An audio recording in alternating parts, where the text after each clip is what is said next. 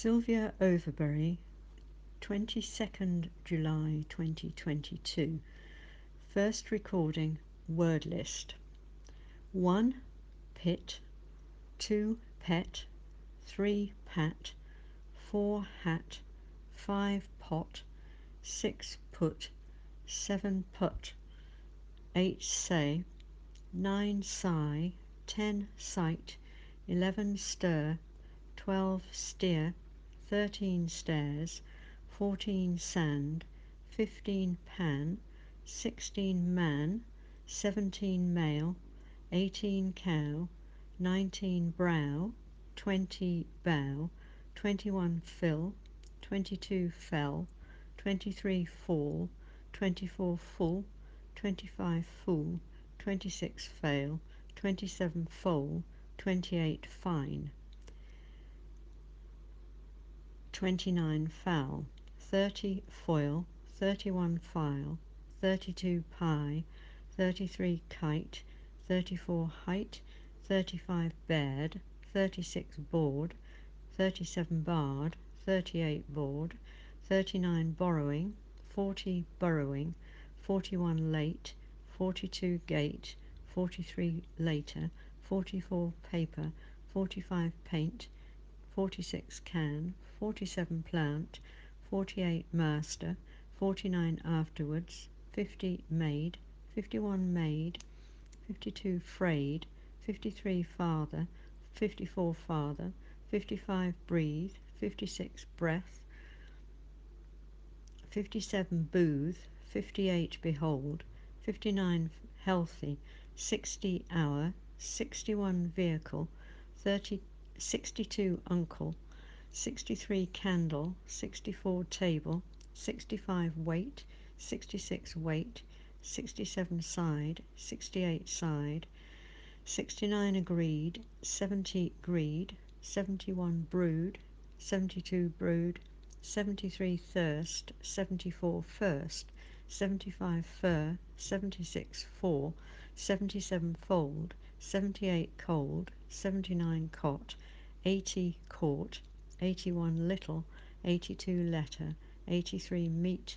84. Meat. 85. Mate. 86. Naught. 87. Knot. 88. Doll. 89. Dole. 90. Battle. 91. Cattle. 92. Start. 93. Butter. 94. Water. 95. House. 96. Horse. 97. Horse. 98. Taste. 99. Shade. 100. Lemonade. 101. Short. 102. Sport. 103. Photograph. 104. Important. 105. Thin. 106. Think. 107. Hearth. 108. Mouth. 109. Pout. 110. Sound. 111. Pound. 112. Round. 113. Slouch. 114. Cloth. 115. Clothes. 116. There. 117. Feather. 118. Either. 119. Heaving. 120. Leaving. 121. Earth. 122. Birth. 123. More. 124. Moor. 125. Fall. 126. Pearl. 127. Peril. 128. Ball. 130. Girl. 131. Whistling. 132. Stopping. 133. Singing. 134. Swimming. 135. Badminton. 136. Hopping. 137. Hoping. 138. Hold. 139. Held. 140. Honour. 141. Annihilate.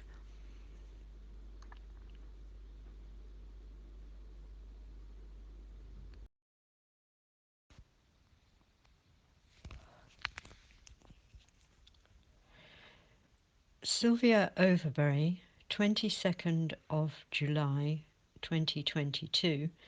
Second recording, Cinderella.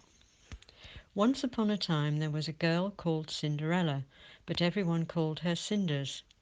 Cinders lived with her mother and two stepsisters called Lily and Rosa. Lily and Rosa were very unfriendly and they were lazy girls.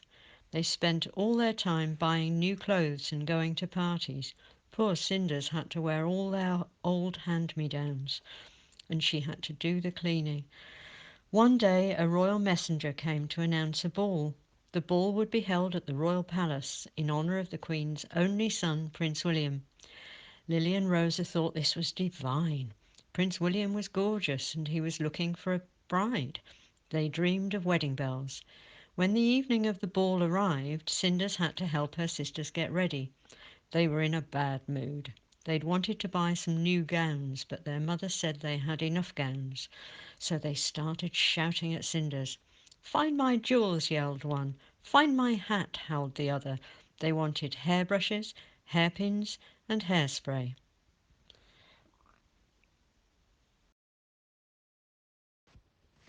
Recording 3 with Sylvia Overbury, the anecdote. So, Sylvia, can you tell me something that you found positive or amusing? Yes, I thought I was going to just tell you a little funny story about when we were in the process of selling our house in France. Ah, okay. We had arranged for somebody to come and view and to talk to us about it. A Frenchman and his wife arrived at the door with somebody else, an elderly gentleman who was carrying a rather long stick. I looked quizzically at this man and thought, hmm, a water diviner. Oh, This man was a water diviner to come and see whether it was going to be possible to get water from our well to fill our swimming pool. Now, given that the well was 3 terraces down from where the swimming pool was and did have water in it, but obviously a long way down, and there was a stream running close to the well, and we think that the well had been used for feeding animals in the past. Well, there were two wells, actually two, on 2 terraces, but still a long way from the swimming pool. So he goes along with his divining sticks, testing for the water, and then we were sat having a leisurely afternoon by the swimming pool, and along comes this man with his water divining sticks and promptly almost trips over and goes full length over a hose pipe used for filling the swimming pool. Yes. And so, yes, that's my little anecdote. did he hurt himself? Or did he? Did No, he? he didn't. Right, No, he did he didn't. find the water? Did they buy the house? No, they didn't buy the house, but mainly because we were very cross with them because they spent a long time looking at things and were talking about changing it all, adding bits to it, and were, we felt, stalking us because they would appear up on the hillside at the weekend looking over, That's a bit and creepy. so we were very Yeah, keen that they didn't didn't. No, buy no the kidding. house. So there we are. There we But are. bringing a water diviner was just bizarre in the extreme, especially when we weren't expecting it. There we go. Yes, Thank so you. that's it. Recording 4 with Sylvia, the oral history. So, Sylvia, can you tell me a little bit about your memories of your family life or your background? Yes, I was born in a small village in the Midlands, about 10 miles north of Birmingham. Oh, okay. Um, I was born at home, and it was in 1946, so it was just after the war. It was a nice little village, and we had fields to the front and to the back. My sister was 5.5 when I was born. She now says she doesn't remember that at all, so we came to the conclusion that perhaps I wasn't a welcome addition as far as she was concerned. But yes, and it was a very nice environment. The close to a road, but not much of a bother. We walked when I was older. I walked to school, and that was very safe. It was about a Yeah. mile, and used to walk mainly across the fields rather than So on the quite main road. rural, yeah. Yes, and apart from bumping into old Bill in the woods, who was a local tramp, but didn't bother anybody, you know, everybody was quite happy. And there was one tricky moment when apparently at about 6 years old, I went with a friend of mine who lived fairly close, went for a walk with our doll's prams. And my mother didn't realise I'd gone for a walk. I'd just gone to play with Christine. And then came home, explained I'd been for a walk, been down the lanes and had walked along the Chester Road, which is a very main road. I walked along the pavement of the Chester Road and back up another lane. And my poor mother said if she'd had any idea, she'd probably have died of heart failure. So were you gone for quite a long time? Yes, but I was playing with my friend down the road as Yeah. far as she was concerned. So whether my friend's mother was worried that we'd gone for a long time, I have no idea. It was weird. So So yes, were you in at school with Christine as well? Was she your friend from yes, school? yes, she was. So she was only a friend at junior school. Oh, did you And go to separate secondaries or yes, did yeah?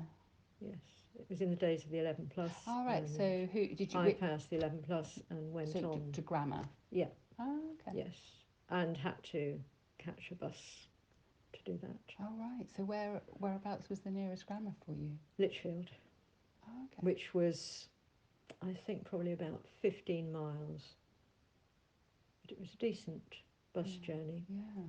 and many. Did you enjoy it? The school, Mm. yes.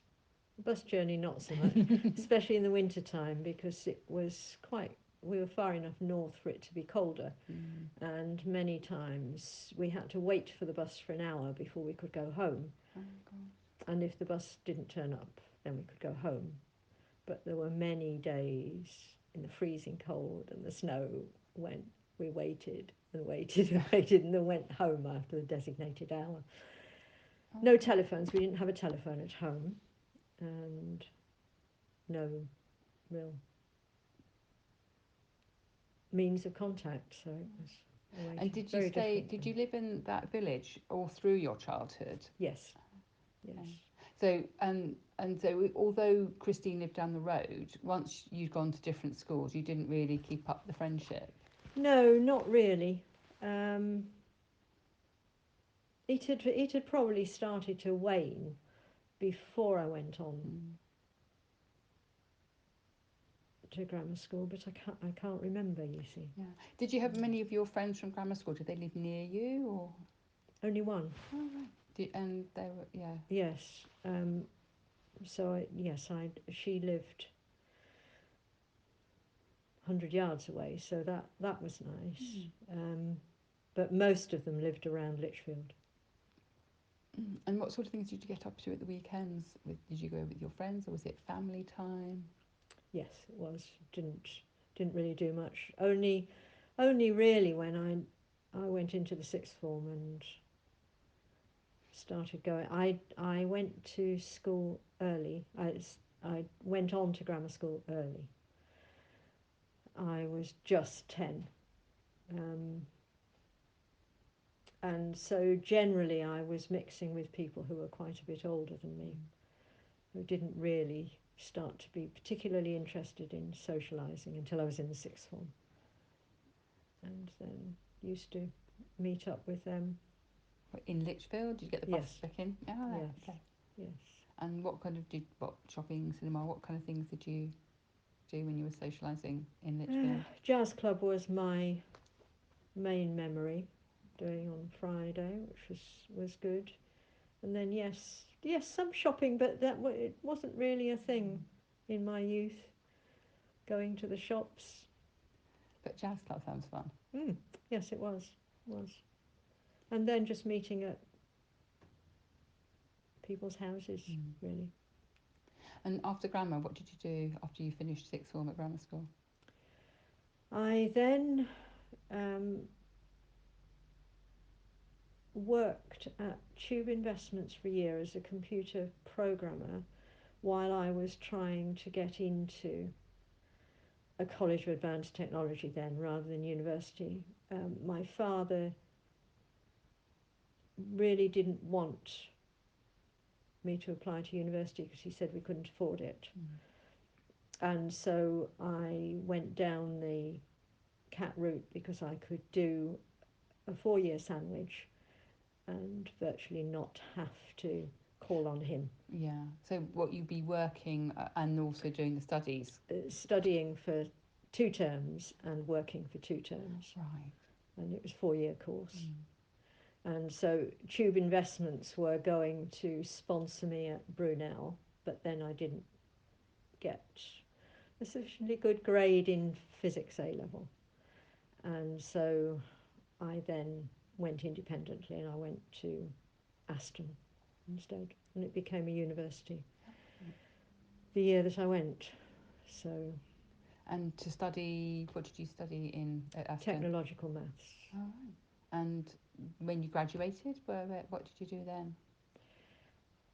I went to ICL um, as a computer programmer, and then I went into application support with them, supporting software packages that I'd worked on in statistics and linear programming. And was this again sort of more north, local to where you lived, or did you London, move? You moved to London for that. yes, yes. And how did you find living in London? Exciting but lonely at times. Mm. Um, I found the people very unfriendly in comparison. I was in a bedsit. The people in the bedsit group of bedsits were very friendly, but the first weekend I went out for a walk on a Sunday morning, and everybody I saw, good morning, nice. And I felt by the time I got back that I was going to be accused of soliciting. Nobody spoke. I found it very unfriendly. And How did you find the people you worked with? oh, great, because they were all like me. Like-minded. Yes. Yeah. And I think perhaps I was just in a little bubble. But it was good. Yes, it was a very dynamic environment at the time, Mm. really, because computing was relatively new. And so everybody was very keen on what they were doing, mostly young people. And yes, yes, I enjoyed that. I enjoyed work, and that's where I met David. Okay, same company. Yes, yes, he came along to support the statistical analysis package, and really he was coming to do the job that I'd been doing temporarily.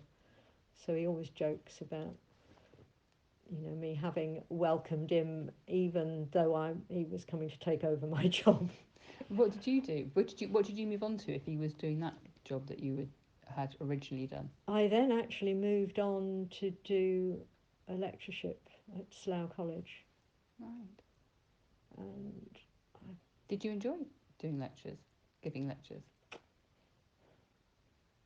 it's a tricky one, that, because yes, I did. What I didn't enjoy was being asked to teach things that I wasn't particularly comfortable with. Oh, right. Like what?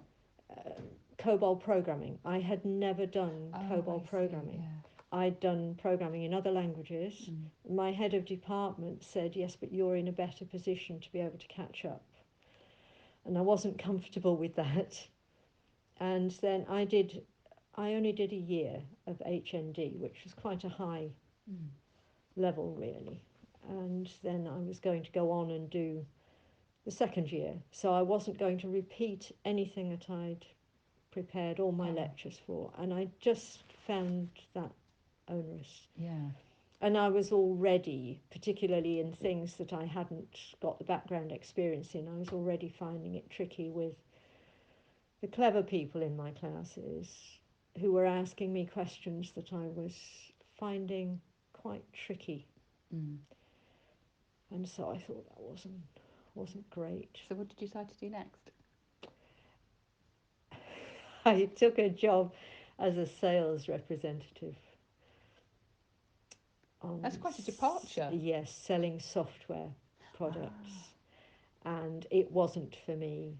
no. It really wasn't for me. I was very pleased to be out of that, although I was made redundant, and so not comfortable. When you were so this life down south, did you manage to get back up to see your family up north very often? Yes, most weeks. Oh, that's I nice. went home most weeks. That's good. Yes, yes. And so I was there while my sister had moved back home. She married early, and she she had problems health wise, only in that she got appendicitis when she was pregnant and had to move back home Oh dear. um, with her husband and two small children. That was actually while I was doing A levels. All right. So I had two babies born while I was at home. That's quite a busy, frantic household Yes, with yes, with it was, but it was nice. Yes, so good memories.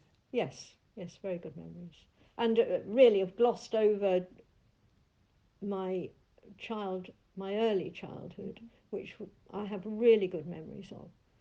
You know, we did lots of nice things as a family, always together as a family at the Like weekend, what's what where go? picnics Oh, and board games, and very happy home. very happy, yes. Lots of reading, and yeah, it was a very happy family life.